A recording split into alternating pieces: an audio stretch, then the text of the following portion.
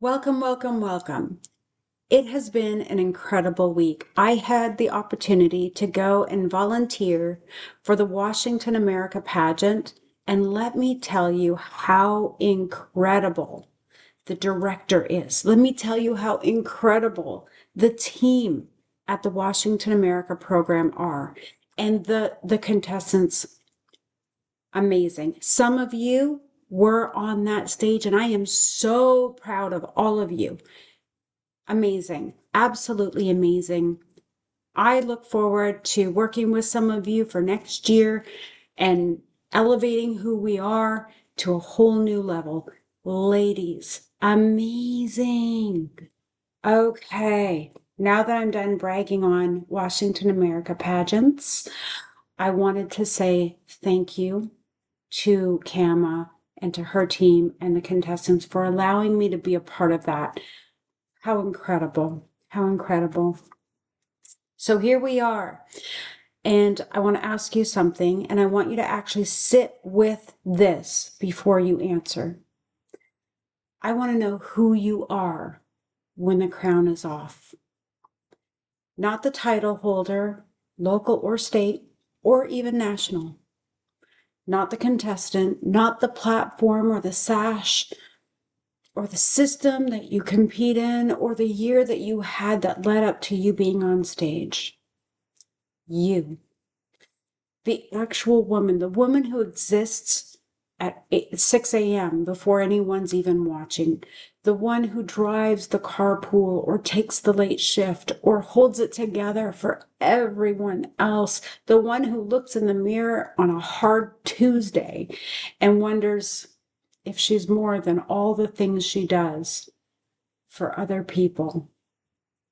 Man, did I get a new layer of this even today in my time where I was spending that time in prayer and earnestly seeking, what do I want to say today? I know what I have on paper, but what do I want to say that will help women grow? And man, I got a whole new layer of lesson, girls. You are not alone. So, who is she?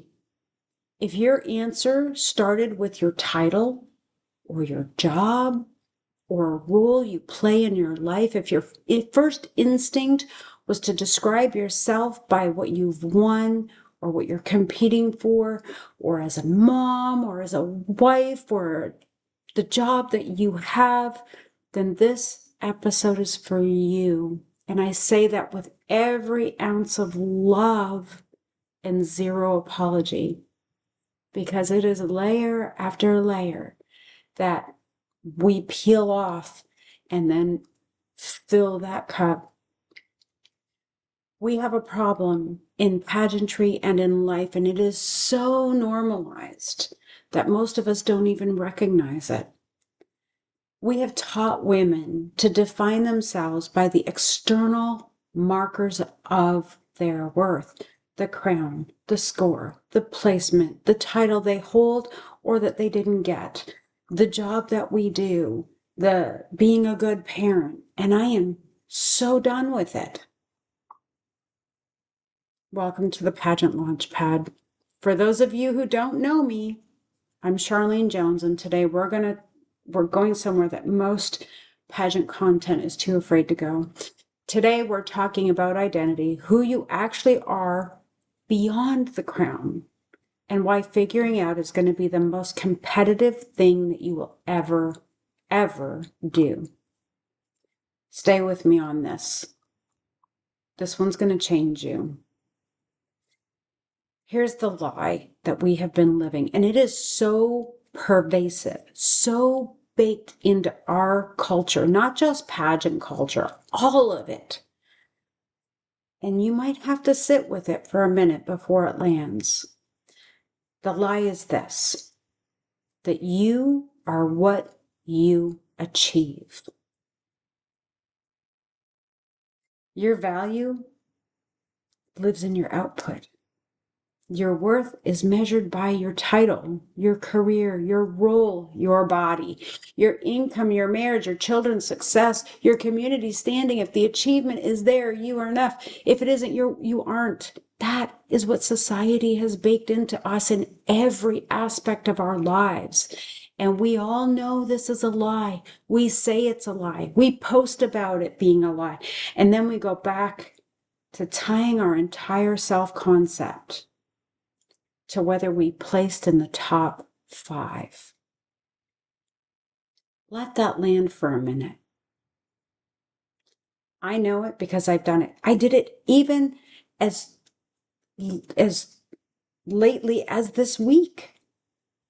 I've done it. I've stood backstage and I felt my entire sense of worth contract or expand based on the number a judge put on a card. I have seasons where I was so focused on the external result that I lost track of the internal woman. And when the season ended, whether it ended with the crown or the promotion or whatever it was that I was going after, whether it landed with it or without it, I had to go find myself again. And that is exhausting. And it's necessary. And today, it's unnecessary. And today, we are ending it. There are 3 identity traps in pageantry. Identity trap number 1. The title, the promotion becomes yourself. Think about it. I've done this. She introduces her title. She introduces herself as a person. When the reign ends, she doesn't know who she is anymore. Her sense of worth goes with the crown. It happens not just with the crown, but in life in general. I tagged my self-worth to what I did for other people, how those people utilized my skills. What a huge mistake. Oh, I can't believe I did it. And we all do it. My sense of self-worth went out the window when maybe I didn't win the title, when maybe I didn't score the way I thought I should, when maybe I wasn't used the way I had hoped to be used to benefit other women. Wow. That, I got a whole new layer of that this week because I realized that the people who will allow me to be a part of what they're doing, that's the table I'm sitting at. The promotion that I didn't get, that's okay. Because it wasn't the time for that promotion. God is saving me from something that would have happened had He given that to me. Make sense? It does to me now. I've watched women step down from a title holder position and fall into genuine grief, not because the year was over, but because they didn't know who they were without that role. The crown had become their whole personality, and when it went back on the table, so did their sense of self. If you are currently a title holder, if you didn't get top 5, I am talking directly to you right now. You are not that title. You are the woman who earned it, and she exists with or without a sash on her shoulder. Identity trap number 2. Worth is conditional on winning. Let me say that again. Worth is conditional on winning. She only feels valuable when she places well. A loss doesn't just sting, it confirms our deepest fears that we're not enough. She chases the next competition to repair the wound that the last one left. But it wasn't the placement, it wasn't the pageant that left that wound. It was this ideology that it's what defines us. Let me ask you something else. What is the story that you tell yourself when you don't place the way you hoped? And be honest with yourself. Not the story you tell your friends, the one that plays out in your head at 2 a.m. If that story includes anything about not being enough, not being beautiful enough, or polished enough, or practiced enough, or thin enough, or young enough, or whatever enough, then you are in trap number 2. And every competition you enter while you're in that trap is going to hurt in a way that has nothing to do with pageantry. Let's talk about identity trap number 3. The platform becomes a performance. She chose her platform because it matters to her. But somewhere along the way, it became a costume. She speaks it because judges need to hear it, not because she's living it. The passion is rehearsed, it's not real. And the judges can feel that. The audience can feel that. The room goes a little bit flat. Something is technically correct, but humanly absent. And the reason is always the same. She has separated herself from her story. She is performing her platform instead of inhabiting it. These are the 3 traps. And the way out of all 3 of them is the same. You have to know who you are when there is no competition, when there is no title, when there is no platform, when there's no audience and no score, when there's no one around to acknowledge it. The crown and your life is a reflection of who you are, not the other way around, ladies. Let's talk about the identity inventory. How do you find her?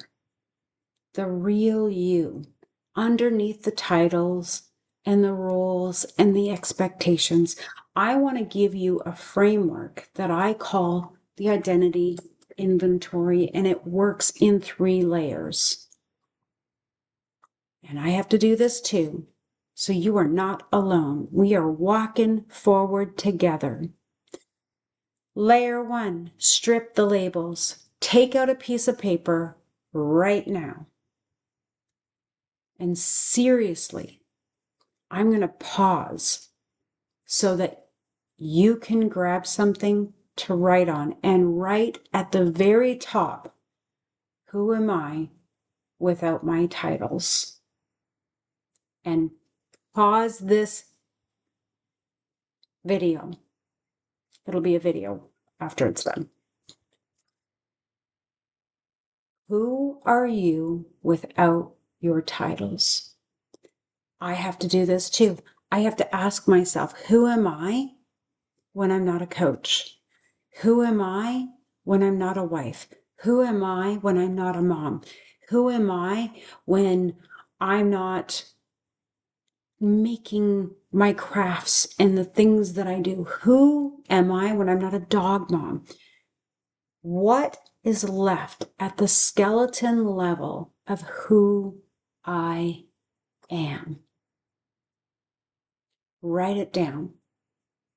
Who am I without all of my titles and all of my roles? No mother, no title, no wife, no job title, No daughter, no volunteer, no role, no achievement, no relationship, no credentials. At the end of that, what is left? Take that moment. Let that soak in. I'm going to let you do that. And I'm going to take a drink of my drink because this is important.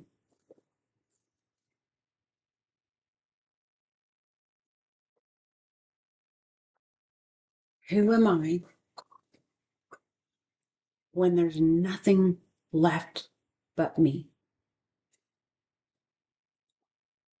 Most women, when they do this exercise, feel one of two things. They either feel like a quiet spaciousness, like they've just taken off shoes that were too tight, or they feel genuine panic because they feel like the labels are all they have. I felt both. If it's the panic, good. That panic is important. It's important information. It means we have work to do. And this is the work that will make everything else, every competition, every stage, every interview answer, every job interview, every promotion, every morning when you get up and you go to work. It will make everything exponentially more powerful. Layer 2, values before roles. Identity is not built on what you do. In spite of all of the things that we learn in society, identity is not built on what you do. It is built on what you value. And most women can list a long list of what they do in 30 seconds flat, but they cannot list what they value nearly as fast. So here's layer 2. I want you to finish this sentence without thinking too hard. What matters to me more than what other people think of me? What matters to me more than what other people think of me? What is that? For a long time, because I love to be of service, I provided services, I volunteered, I did all these things. And I, somewhere inside of me, thought, if people don't want my help, if people don't want my service, if people don't want me to be a part of what they're doing, am I identifying myself as my service? Is that fear of not being welcome or not being accepted? What is it that matters to me more than what other people think? Go write the first 3 things that come up. Don't filter it.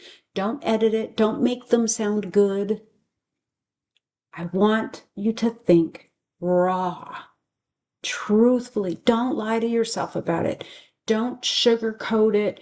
Don't pretty it up in a pageant way. Raw, raw, raw.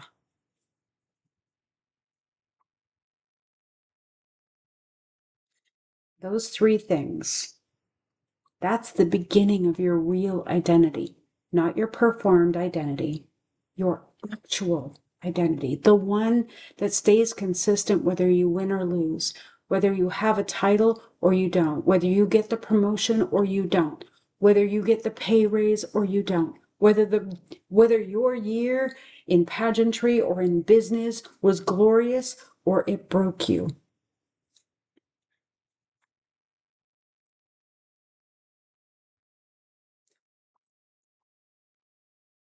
Values are identity.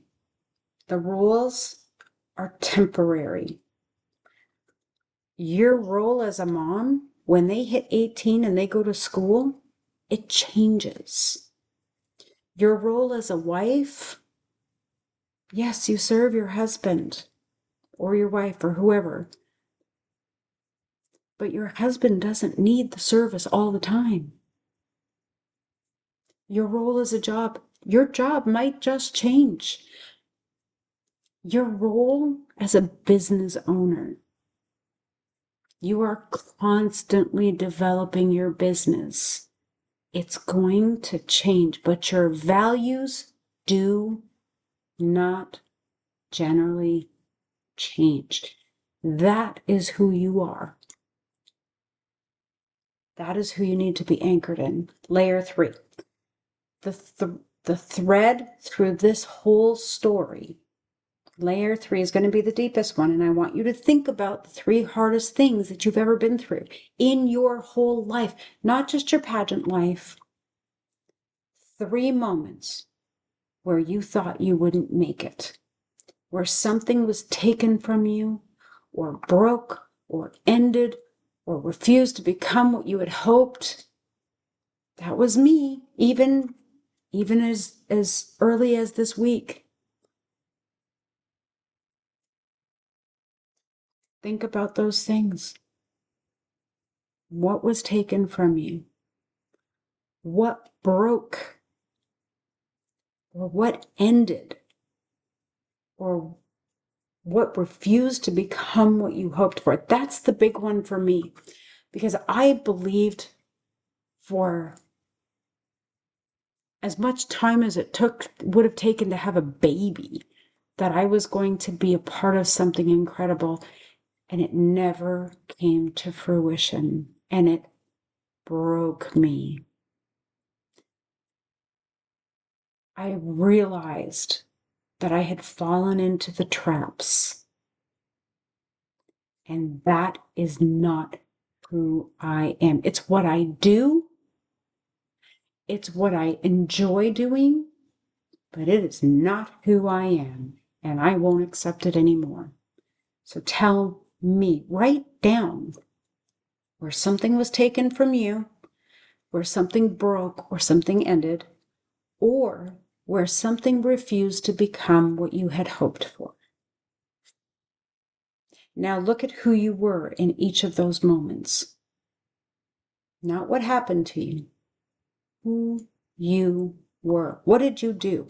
What did you reach for? What did you refuse to let go of?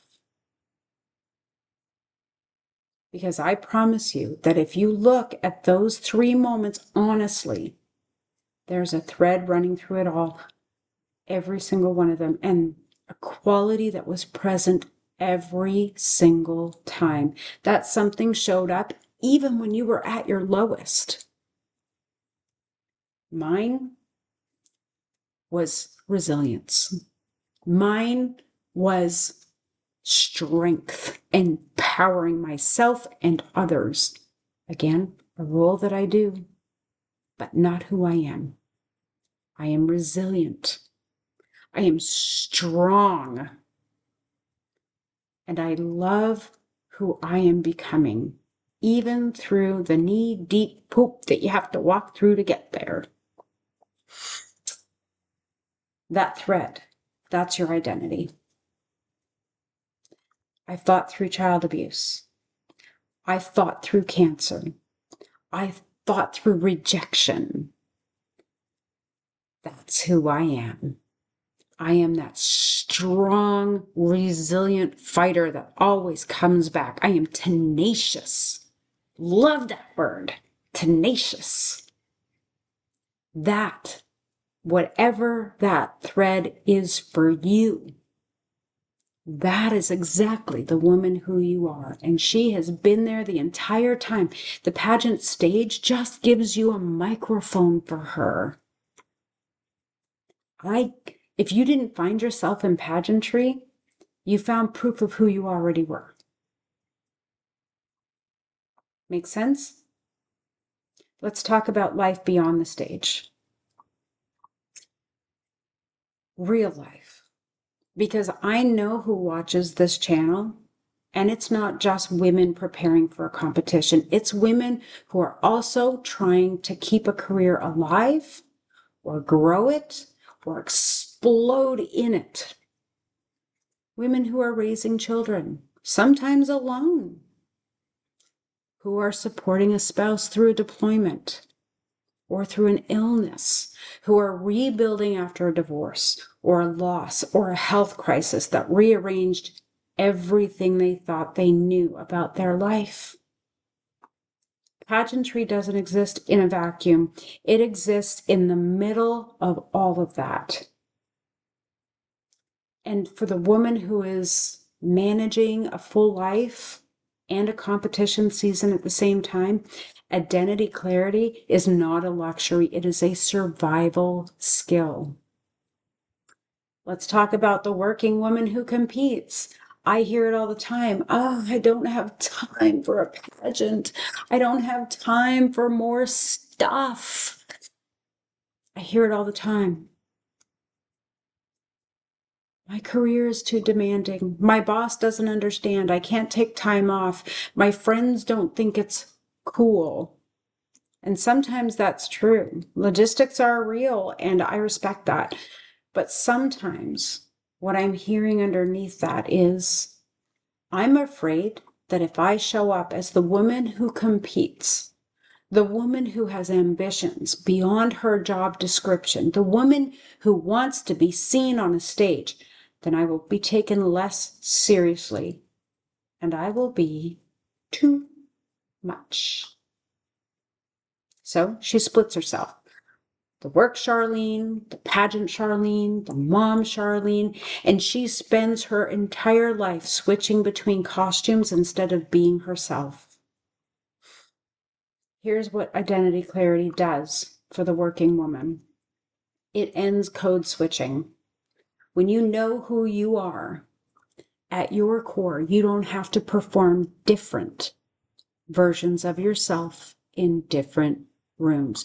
You walk into the boardroom the same as you walk onto the stage, focused, purposeful, unapologetic about her ambition. The truth about ambition, wanting more is not a character flaw. Competing while you build a career is not vanity. Standing in a spotlight is not attention seeking. Ambition in a woman is not the opposite of humility. It is the expression of a woman who believes her gifts are worth developing. It goes way beyond what the stage is. It goes way beyond what you're doing at your job. The mother who competes. Let me speak for moms just for a minute, because this is where guilt tends to live.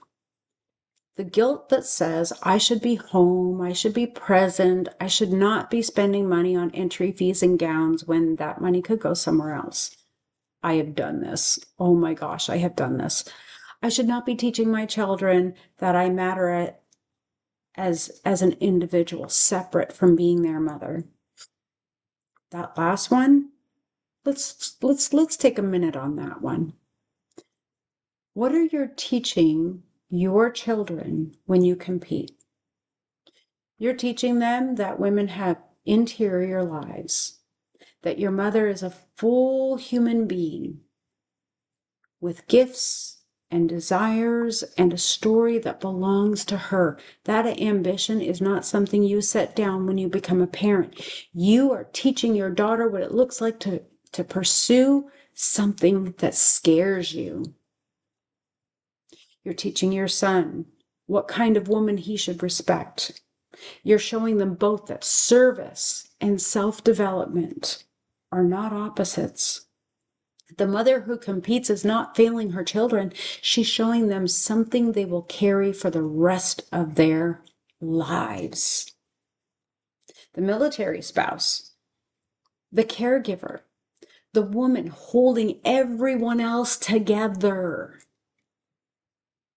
And then there's the woman who has made herself small for so long that she's forgotten she was ever anything else. The one who has been so busy being essential to everyone around her that she has stopped believing she is essential in her own right. Man, that hit hard this week, I'll tell you what. The military spouse who moves every 2 years and rebuilds life from scratch every time and has learned to keep her own needs in the carry-on luggage because there's no room for them in the checked bags. The caregiver who gives and gives and gives until there is nothing left and then feels guilty for noticing that there's nothing left.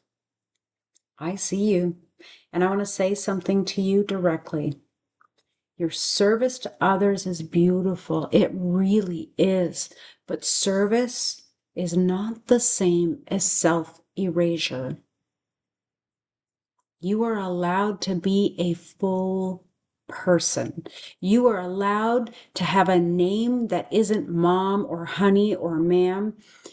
You're allowed to want something for yourself and pursue that without justifying it to anyone. The woman who competes is not abandoning her family. She is modeling something for them. She is saying, I'm still here. I am still becoming. Now watch me. She didn't compete to escape her life. She didn't compete to remember what life was for her. When real life hits hard, I want to talk to you about what happens when life doesn't hold still. Because some of you are watching, this is in a season where everything is hard.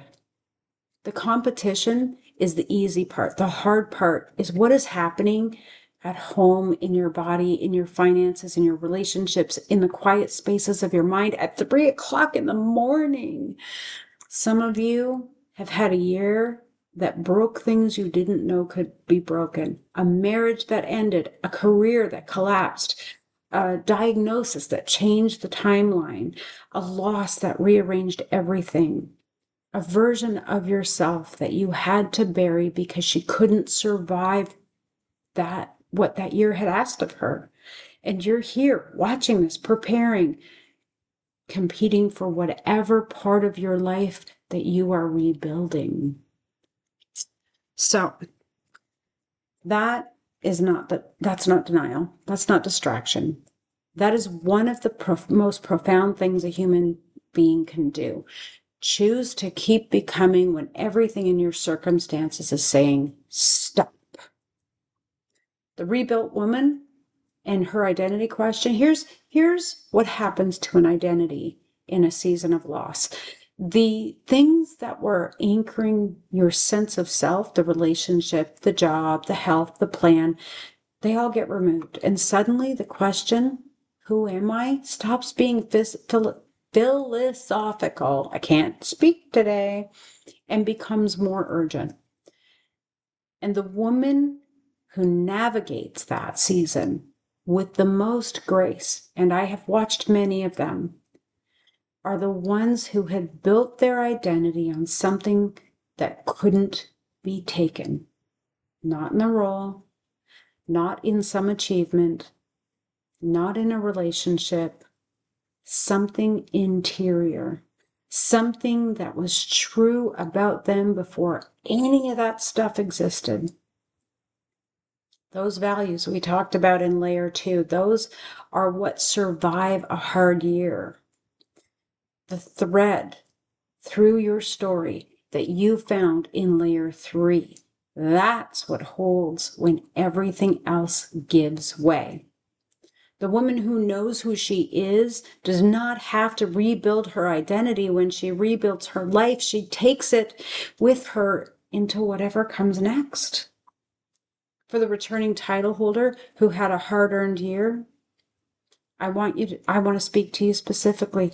To the woman who is coming back to compete after a year that humbled her, maybe you held a title and the year didn't go the way you had hoped. Maybe the platform didn't get the traction that you thought it might. Maybe the personal life made the rain complicated. Maybe you stepped down with less than you'd planned to give and you're carrying the weight of that. Or maybe you competed and didn't place and told yourself you were fine with it, and 3 months later you realized you weren't fine with it, and you've been carrying that quietly ever since. Been there. Here's what I need you to hear. A hard year is not evidence that you shouldn't be there. A hard year is evidence that you are human, and a human who keeps showing up through the hard year, that is the most qualified person in any room. The story of coming back, not in spite of the hard year, but because of it, is one of the most powerful things you can bring to the interview room, the stage, the year that you get to be the queen, or the year that you get to develop so that you get to be the queen. In spite of that year, but because of it, is one of the most powerful things you get to bring. But you have to be willing to own it, not perform it. Own it. The difference between performing pain and owning it, performing, it was a year, that really challenging year, but I grew so much. Said with a smile, delivered like a rehearsed line, the judges nod politely, no one is moved. Owning it, there was a week in March where I genuinely didn't know if I was going to be okay. And I then decided to be okay. Not because things got easier, but because I chose myself. No smile required, just the truth. And then the room stops. Own it. Every hard thing that you have survived is a credential. Bring it with you onto the stage. She didn't come back to prove she could win. She came back to prove she couldn't be stopped.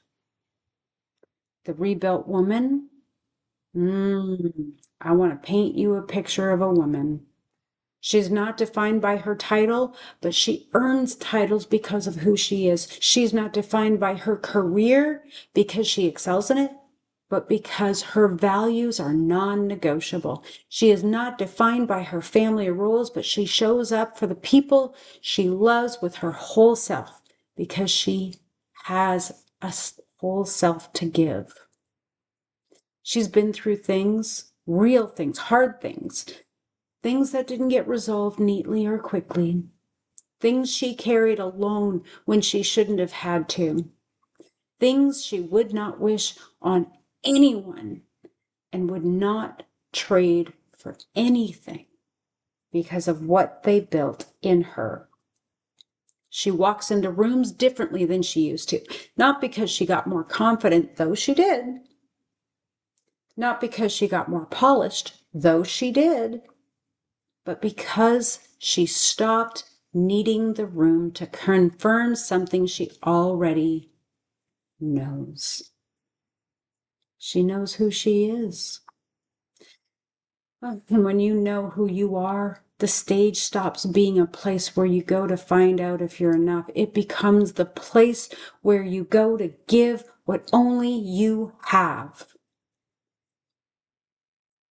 I want to bring this all the way back to the practical. Because I know some of you are sitting here thinking, okay, this is beautiful, but what does this actually do for me on competition day? Everything. It does everything. What it does, how it shows up on competition day, interview answers. When you answer, you know who you are. Your answers don't sound rehearsed. They sound true because they are. On stage presence. Presence is not a technique. It's what happens when you show up for who you are. Platform, authenticity. You can't fake a platform, ladies, but you can't fake identity either. When the two are aligned, the judges feel it. Recovery under pressure. When you blank on a question or miss a mark, identity is what keeps you from spiraling. You know who you are. One moment can't erase it. Your relationship to the result. A woman anchored in identity can lose gracefully and win humbly because the result was never the point. Your impact on other contestants. I love the Congeniality Award because it shows the impact that you had. The woman who knows herself makes every woman around her feel safer to do the same. You become the rising tide. This is not self-help content disguised as pageant content. This is the most practical, competitive advantage that I know of, because judges are human beings, and human beings respond to authenticity at a cellular level. You cannot coach someone into it. You can only clear enough away for it to come forward. That is what this episode is asking you to do. Clear away the titles, the roles, the performances, the conditional self-worth, and stand in what's left. That woman, the one that's left, she's the one who wins in rooms. She's the one who carries the crown away. She's the one who, even when she doesn't win the crown, she leaves that stage having given something real. Identity is the foundation. Everything else you build on it is just architecture. Here's the challenge. Before I let you go, I want to challenge you, and I mean that word specifically, not inspire you, not encourage you, challenge you. Because inspiration without action is just a good feeling that fades. I'm not here to give you a good feeling that fades. I'm here to give you something to build durability in you. So here's the challenge. 3 things, and do all 3 things before the week is over, and know that I have the homework. We're going to go over where to get that. We're going to do some different things about getting the homework. But I want you to do all 3 of these things this week. Challenge number 1, do the identity inventory strip, those labels. Write down who you are without a single title or role. Sit with whatever comes up, the spaciousness or the panic, and then write 3 values that are true about you regardless of what you achieve. Then find the thread in your hardest 3 moments and write it down. That thread has a name. Name it. Challenge 2. Have one honest conversation. Find one person in your life, a coach, a close friend, a fellow competitor, and say it out loud. I've been defining myself by my achievements, and I'm done with it. Say it out loud. The thing we name loses its power over us. The thing we keep private stays in charge. Challenge 3. Rewrite your introduction.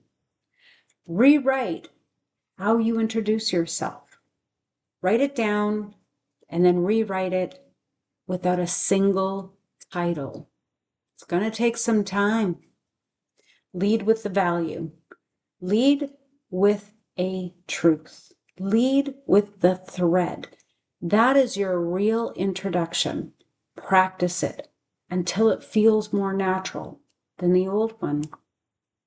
3 challenges, 1 week. I'm serious about this. Yeah, I want to close with something I believe with my whole heart.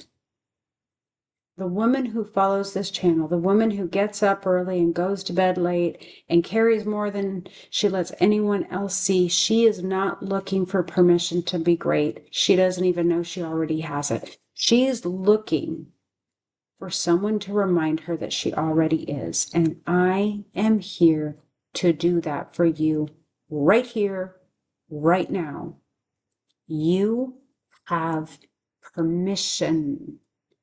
You are not your title. You are not your placement. You are not your career successes or failures. You are not your marriage or the divorce that you've had to go through or your children's report cards or your body or your bank account or the year that you had or the crown that you did or didn't win.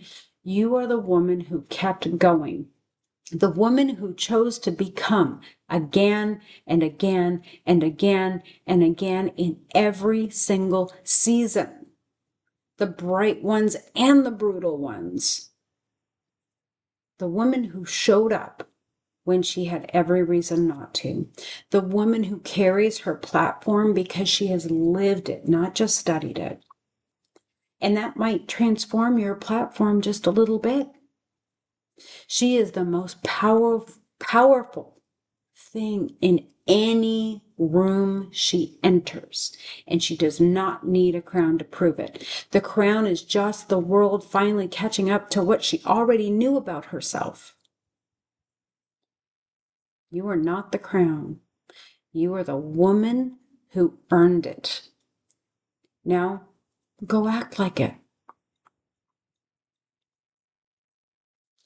I'm Charlene Jones. This is the Pageant Launchpad, where we build real women for real stages and real life. If this episode gave you something, share it with a woman you know who needs to hear it. You can leave a comment below in your thread, with your thread, the quality you found that has been with you through every hard thing. I read them all. You can send me a message. You can send me an email at charlene@thepageantlaunchpad.com.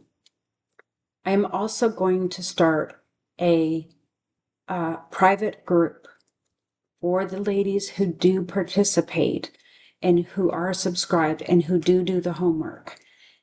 I will start a Facebook group where we can all come together. That will be where you'll get your homework. That will be where we can communicate. I'm not going to coach you through everything. That's a whole other option. But what you can get from this free resource can expand who you are. So, if you want to be a part of that group, it is a private group. You may not add anybody to it. I am the only one that can add people to it. And I will very likely invite our pageant coaching team as well, so that you can meet them and know who they are.